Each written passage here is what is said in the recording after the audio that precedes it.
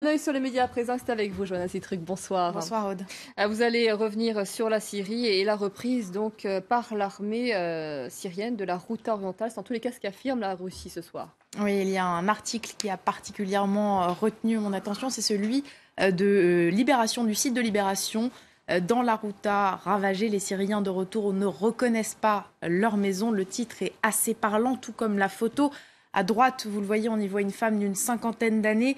Elle explique qu'elle a passé 10 ans ici dans la localité de Zamalka, mais qu'aujourd'hui les dégâts sont tels qu'elle n'est même pas capable de retrouver la rue dans laquelle elle vivait. Il faut dire que effectivement, l'offensive de l'armée syrienne a été particulièrement brutale. En moins de 8 semaines, elle a causé la mort de plus de 1600 civils, selon l'OSDH, l'Observatoire syrien des droits de l'homme, à cause d'intenses et nombreux bombardements, mais aussi à cause de cette fameuse attaque chimique présumée. C'était samedi dernier.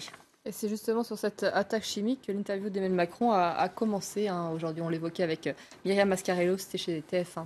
Oui, le président a été clair. Il a affirmé que la France avait des preuves que le régime syrien a bien utilisé des armes chimiques. Mais ensuite, il est resté assez flou quant aux représailles sur d'éventuelles frappes en Syrie aux côtés de l'armée américaine. Pourtant, si on revient un petit peu en arrière, en avril 2017, avant même d'être élu président, Emmanuel Macron avait eu des propos bien plus tranchés.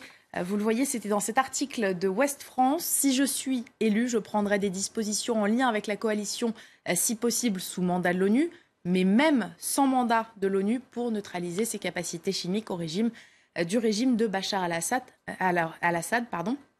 Autre incohérence sur laquelle les internautes ont mis le doigt, c'est que pendant l'interview d'Emmanuel Macron, il a insisté sur sa capacité à faire ce qu'il dit. C'est ce qu'il a été tweeté avec ce message. J'ai montré depuis un an que lorsque je dis quelque chose, je le fais. Alors là, il parlait plutôt de la politique intérieure, de la politique française, pas forcément de la politique étrangère, mais les propos sont quand même assez clairs, assez limpides et surtout assez généraux.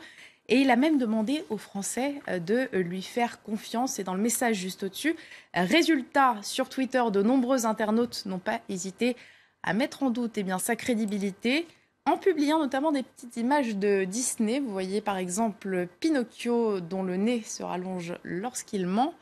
Ou alors le serpent du livre de la jungle, K, qui hypnotise ses interlocuteurs pour obtenir d'eux ce qu'ils souhaitent. Et de son côté, Florian Philippot en a profité pour ressortir une photo.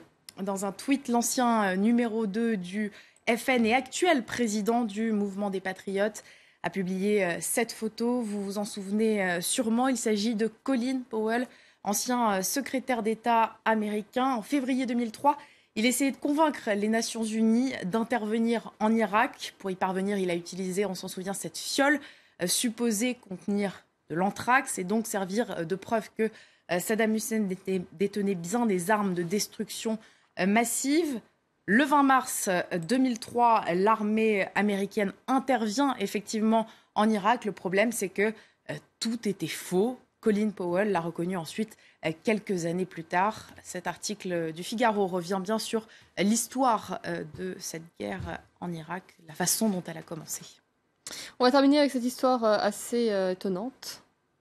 Oui, il s'agit d'un jeune homme syrien de 36 ans qui s'appelle Hassan. Depuis plus d'un mois, il est bloqué à l'aéroport de Kuala Lumpur et tient une sorte de journal de bord sur Twitter. Il explique qu'à l'origine, il est parti de Syrie pour éviter de faire son service militaire. Il est donc allé en Arabie Saoudite.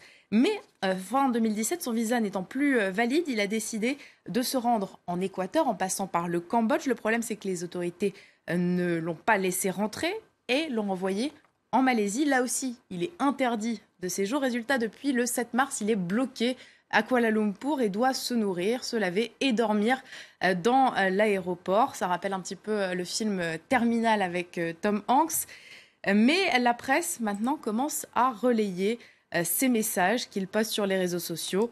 Voilà, avec cet article qu'on a vu du Guardian, cet article de Mashable, ce qui pourrait donc, a priori, faire bouger les choses. Maintenant, reste à savoir où il sera renvoyé, peut-être en Syrie, un pays qu'il essaye de fuir depuis 2006. Je vous remercie, Johanna, pour cette chronique à l'œil sur les médias. Vous restez avec